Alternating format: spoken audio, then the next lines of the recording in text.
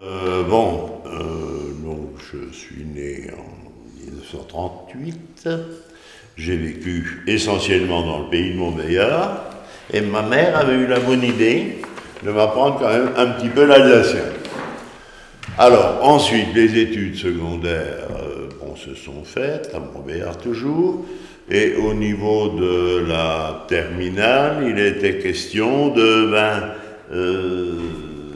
mes envies, c'était un peu l'histoire naturelle. Manque de chance, les débouchés étaient passablement fermés. Donc j'ai choisi l'allemand, où j'étais bon, et je suis devenu professeur d'allemand. Voilà. Et je suis alsacienne. J'ai été élevée donc dans la région de Strasbourg, donc un arrière-plan plus facile pour l'allemand, disons. Mais enfin, c'est un allemand bâtard, l'alsacien. Hein. Il fallait quand même un peu aller apprendre sérieusement les règles et apprendre l'allemand, vrai, le vrai. Bon, alors après, j'ai fait des études par la force du poignet, c'est-à-dire j'étais surveillante pour me payer les études. J'étais surveillante pendant 3 ans à Mulhouse, ça allait encore après. Une année à Besançon et une année à Dole. Donc, et après, ma foi, j'ai commencé à enseigner. Et j'ai été mutée à Montbéliard, où je suis restée. C'est devenu aussi une de vos passions? Non. Non, pas ce point-là. Non, ça a été un moyen de communication utile de découvrir autre chose, un autre pays tout proche. Et je dirais qu'en fonction du passé, je pense que pour nous, les jeunes à l'époque, il fallait faire quelque chose. Comment se fait-il que vous ayez pu participer à l'époque au voyage à Ludwigsburg et comme interpréter du diary et de la société de tir de Montbéliard? Alors, comme tous les jeunes à l'époque, j'ai fait ma préparation militaire. Et ça se faisait à l'époque à la société de tir de Montbéliard. Et il y avait 2 personnes responsables, c'était M. Péchelin et M. Auger, qui faisaient également partie du Diéry. Et lorsque le Diéry a décidé de se déplacer à Ludwigsburg, donc en 1958, il fallait un interprète. Et comme je possédais bien la langue allemande, je suis parti avec. Et c'était mon premier voyage à Ludwigsburg. Le fond de guerre, alors encore présent à cette époque, a-t-il joué un rôle lors des premières visites, que ce soit d'une manière ouverte ou bien subliminale? Je pense que l'idée de la guerre était dans nos esprits encore. Oui, mais c'était un sujet, je crois, on a toujours essayé de l'éviter, de ne pas en parler. C'était un peu le sujet tabou, quoi. On n'allait pas demander aux anciens là, qui étaient là, qu'est-ce que tu as fait, qu'est-ce que vous avez fait pendant la guerre, etc. Ni d'un côté, ni de l'autre. Le collège n'avait-il aucun contact avec des écoles avant? Alors, l'histoire d'échange, c'est une autre histoire. Ça a commencé un 11 novembre 78, je crois. Oui, 78. À l'hôtel de ville. Il y avait les cérémonies officielles. Et le maire de l'époque, qui était M. Lang, me dit il y a une école allemande qui demande à faire un jumelage. Ah bon? Ouais, peut-être. On n'était encore pas trop sûr de ces histoires de jumelage. Hein.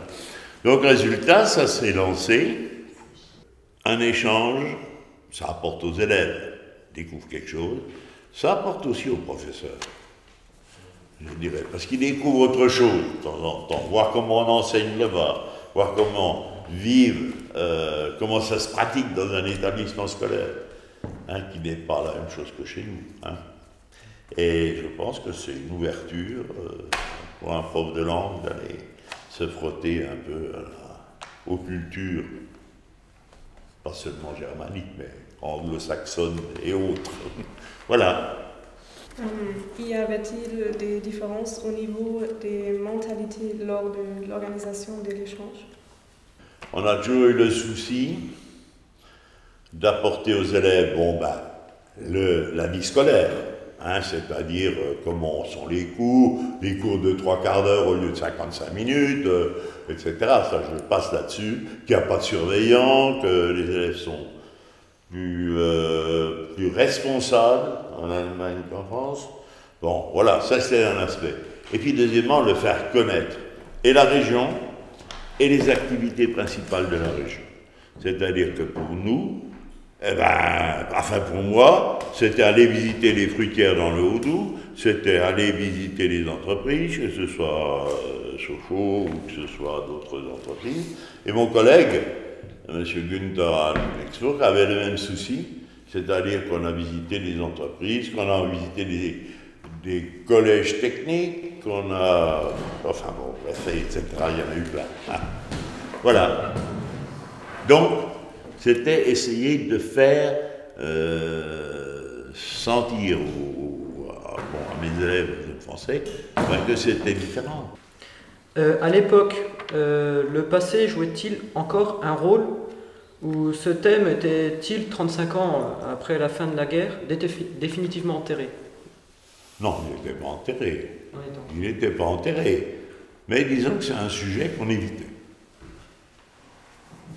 Et même mes collègues qui étaient plus jeunes que moi, ils disaient, ce qu'on fait, nos parents, on n'en est pas forcément responsable. On n'en est pas responsable. Il était trop jeune, trop petit. Est-il alors facile de motiver les élèves à partir en Allemagne? Oui. Ah oui. Ah oui. Parce qu'à l'époque, on ne voyageait pas comme on voyage actuellement. Hein, c'était l'aventure. Hein, je l'ai dit déjà. Hein, prendre le train, aller à Ludwigsburg, dans une famille où on ne connaissait rien. Hein, arriver dans une ville étrangère, pour les élèves de l'époque, c'était une aventure. Et alors, comment les élèves français et vous-même avez-vous été reçus par les familles d'accueil allemandes? On voit très bien, toujours. Très bien. À part qu'il y avait quand même une différence dans le fond de la famille allemande, où les enfants étaient beaucoup plus libres, contrairement aux familles françaises, où l'élève était beaucoup plus tenu. Ils étaient moins bichonnés. Alors inversement, hein, quand on avait l'échange, et puis que c'était la période des communions, et qu'il fallait rester 4 heures à table pour un jeune Allemand, c'était la cata. Hein? 4 Stunden am Tisch, c'était affreux. Et puis avec nous un plat, puis il y avait encore un, et puis encore un, qui passait la journée, quoi. Donc ça, c'est des différences fondamentales de vie. Ils ne vivent pas comme... peut-être pas le même système que nous. Alors, est-ce qu'il y a eu des problèmes? Des problèmes? Ah, vraiment, je n'ai pas souvenir. Non. Il n'y a qu'une fois, une élève allemande qui a demandé à rentrer. Parce qu'il faut dire aussi qu'à l'époque, on faisait 15 jours, hein. Attention. 15 jours avec 2 dimanches. Et les dimanches étaient durs. Parce qu'ils ne voyaient pas leur prof du samedi midi jusqu'au lundi matin, hein. Ils étaient contents de me voir, hein. Certains. Ah ben oui. En plus, il y avait eu une communion le dimanche, quoi. Alors j'ai fait 2 sortes d'échanges. Premièrement, les échanges normaux, j'ai continué. Ce qui a été fait avant. Parce que le lycée Cuvier et le Mörike Gymnasium ont eu des échanges depuis 1959 avec des autres professeurs. Donc moi j'ai repris le flambeau de l'autre professeur qui était M. Erbach. Ce qui était très intéressant, ce que j'ai mis sur place, et qui est là, c'est tombé assez rapidement après mon départ, c'est la classe internationale de découverte technologique. On appelait ça Internationale Technologieklasse. Et on a mis en route cette classe de découverte technologique avec chaque fois le professeur de français ou le professeur d'allemand et le professeur de physique. Parce que c'était quand même toujours un thème de physique. C'est proche de la technologie. De la physique, dirais-je. Ah, c'est plus proche, d'accord. La physique. Mais les Allemands sont très pratiques. Et puis souvent, on faisait les choses. On faisait des produits, surtout en Allemagne. On a fait des petites voitures qui fonctionnaient avec l'énergie solaire, d'autres choses aussi. Hein, voilà. Quelques différences avez-vous remarquées entre l'enseignement en France et en Allemagne, ou encore entre le quotidien français et allemand? Bah écoutez, je vais vous parler, mon mari vous a parlé de l'allemand, de la langue. Moi, je vais vous parler de la physique, de l'enseignement de la physique. Alors, assez rapidement, mon collègue, le professeur de physique, s'est dit, oh là, mais il commence différemment. En France, on explique d'abord, on donne la formule, etc. Et puis après, on expérimente. En Allemagne, c'est différent. On commence par expérimenter, que l'élève cherche pourquoi c'est comme ça, pourquoi c'est ce résultat, pas un autre. Et puis l'explication vient après, l'explication, voilà. Ça, beaucoup plus pragmatique, dirais-je, beaucoup plus pratique du côté allemand que du côté français. Et il y a encore quelque chose, je trouve que la motivation est différente. C'est-à-dire l'importance des langues en Allemagne est beaucoup plus importante. Les langues étrangères sont beaucoup plus importantes qu'en France. Et ça, c'est une très mauvaise chose. Ça aussi. Quelle opinion vos élèves ont-ils partagé sur la méthode d'enseignement et le quotidien allemand? Et je pense, je me permets d'intervenir, mais je pense qu'ils prennent goût à la liberté, les élèves français, quand ils sont là-bas. Il n'y a pas de surveillant. On va vite au McDo acheter ça, on revient en cours, on repart. Oui, quand il n'y a rien, ben on y va, quoi. Les premières années, c'était aussi très amusant parce qu'ils étaient outrés, nos élèves, de voir qu'au fond de la classe, les élèves allemands tricotaient. Ah, mon Dieu, quelle affaire! Ah oui, les professeurs, ils ne supportaient pas que les filles tricotent au fond de la classe. Bah après, les Allemands... Jetzt noch gemacht, stricken? Non, nicht mehr. Nein, verschwunden. Voilà. Ça a disparu, hein, mais bon, il y a eu une époque où c'était ça. Oui. Dans les écoles allemandes, c'est assez facilement, ils font n'importe quoi. Ils font parfois n'importe quoi, oui, ils mangent, à l'époque ils tricotaient, voilà. Bon, ça se passait, c'était comme ça. Ils rentraient avec les casquettes. Hein? Oui, bon.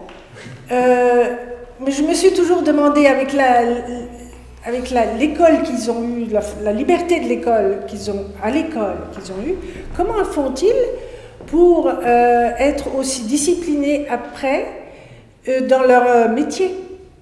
Et je pense que c'est l'école d'apprentissage qui fait beaucoup. D'accord. Et le fait que les anciens reprennent, les ouvriers prennent en charge les jeunes et les cadres. Grâce aux rencontres que vous avez faites au cours de ce partenariat, est-ce que vous gardez une image de l'Allemagne différente de celle qu'on véhicule dans les médias, donc les clichés, de ceux qui ne partent pas? Certainement. Certainement. Et je pense que vous aussi, qui êtes allés, vous le ressentez d'une façon différente. C'est pas non du tout pareil. Si. Ouais. C'est vous, c'est vrai. Ouais. Non, le chapeau tyrolien, la pipe et le verre de bière, non, c'est plus ça. Et comme le français, c'est plus le béret basque, la baguette et la bouteille de rouge, quoi. C'est passé tout ça. Ça n'a plus rien à voir. Hein. C'était un peu l'image qu'on avait. Oui. D'accord. Ja. Also das Kennenlernen ist interessant, immer. Man merkt, dass Klischees falsch sind. il y a 5 ans, on a, le lycée Muriqueur et le Cuvier ont fêté les 50 ans d'échanges scolaires. Et il y a eu une grande fête où on était invités, bien sûr, et où il y avait des élèves qui étaient là des premiers échanges et les derniers échanges. Et on a senti qu'il y avait une défection pour ces échanges, qu'on trouvait que c'était plus la peine, qu'il fallait faire des choses plus intéressantes que d'aller dans la ville jumelle. Il fallait aller en Amérique, en Australie, en je sais pas où. On a senti une défection. Et vous, les jeunes, qu'est-ce que vous en dites? J'étais jamais allé à Ludwigsburg, donc non, moi j'étais pas déçu du tout. Pas déçu? Ah non, pas du tout. Und Sie, Montbéliard? Hein? Ein bisschen enttäuscht von Montbéliard oder nicht? Oder lieber einen Austausch mit Grenoble oder mit, weiß ich wo, Nyon? Oder Paris? Ja, bei mir war es so, ich war zum Beispiel schon mal in Paris und in Montbéliard noch nicht. Und deswegen fand ich es interessanter, nach Montbéliard zu kommen, weil ich die Stadt eben noch nicht kannte. Ja, und ist auch kleiner. Ja, und ich fand es sehr schön hier. Et d'après vous, qu'est-ce qui pourrait améliorer la qualité de l'échange ou qui aurait pu améliorer l'échange? Moi, je dirais qu'il faudrait déjà qu'on mette dans la tête des gens que la langue étrangère, les langues étrangères sont importantes. Et dans la tête des gens, des élèves, mais aussi des parents, des politiques. Je dirais que par exemple, moi, vous êtes jeune, là, vous aurez, je sais pas, 17 ans, 18 ans, n'hésitez pas à aller faire un boulot de vacances à l'étranger. Bah, en Allemagne ou autre part, hein, peu importe, je ne suis pas sectaire.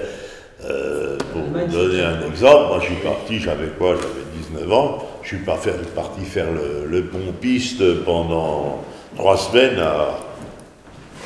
chez le preneur de rats Hameln, là-haut dans le nord de l'Allemagne, dans le Hanovre. J'étais pompiste. Ah bah oui, c'est là qu'on apprend les langues. C'est quand on est au milieu des autres et qu'on ne peut pas faire autrement que parler. Et sous quelle forme les échanges scolaires pourraient-ils à l'avenir prospérer?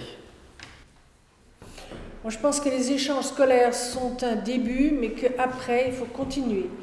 Il faut, par exemple, essayer de faire une formation ou des stages à l'étranger. Ça, c'est impératif.